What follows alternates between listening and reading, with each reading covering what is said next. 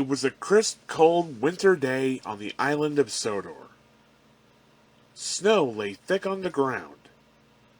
The engines were working extra hard. James was pulling the slow goods train. He had stopped at a signal. Percy pulled up alongside carrying the mail. Said Percy. Then the signal changed to green. Whistled Percy, and he was off in a flash. Grumbled James. Said his driver. Later, when James stopped for water, Thomas was already in front of him. Said Thomas excitedly. Grumbled James. Said Thomas. But James wanted to be an important engine too. Later that day, Sir Topham Hatt came to see James. He boomed.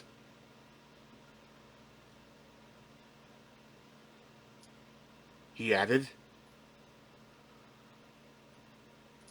Said James proudly. Sir Topham Hatt left. James was excited. He said happily. Sniffed Gordon. Snorted James. And he wheeshed over to the water tower.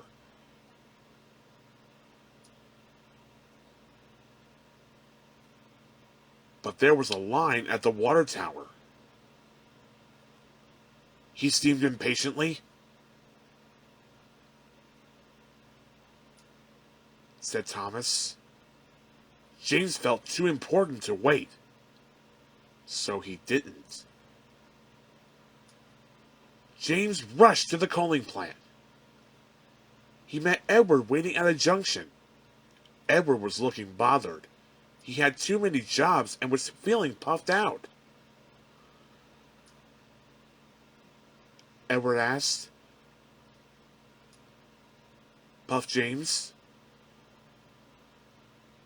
And he chuffed grandly away. James arrived at the coaling plant. He buffered up to the coal cars and was on his way. James was looking forward to delivering his coal.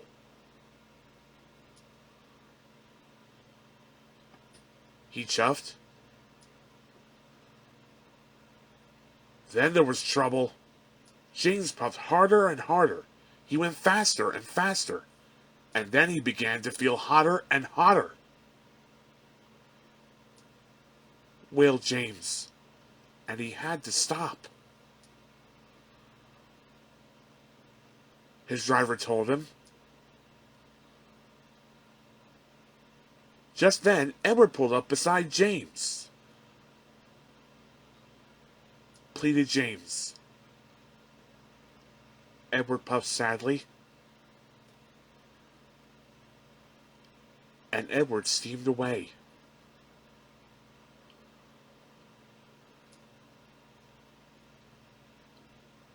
Edward stopped and told the signalman all about James.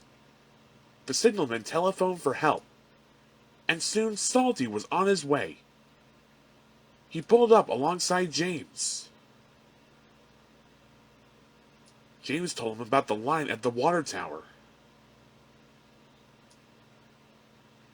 Said Salty. Protested James. Said Salty firmly, and deep down in his boiler, James knew Salty was right. Thanks to Salty, James's water tank was soon filled and he was well on his way. He knew he had to make up for lost time. Then James saw Diesel up ahead. He had broken down and looked unhappy. James wanted to tease him, but then he remembered what Salty had said.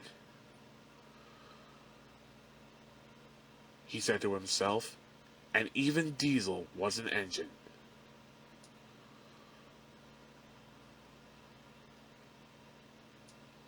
Pushing Diesel and pulling freight cars was hard work. At last, James got Diesel to the repair yard. But he still had to deliver his coal.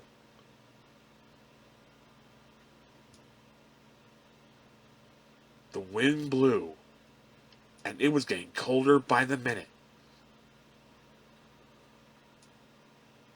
James steamed all over the island delivering coal to the station waiting rooms. Everyone was pleased to see James. Thanks to him, they were all kept toasty warm. The next morning, Sir Topham Hatt came to see James. He knew all about him running out of water and his not helping with Edward's trucks. Said James. Sir Topham Hatt boomed cheerfully. James nearly burst with pride. He said, being really useful was better than feeling important.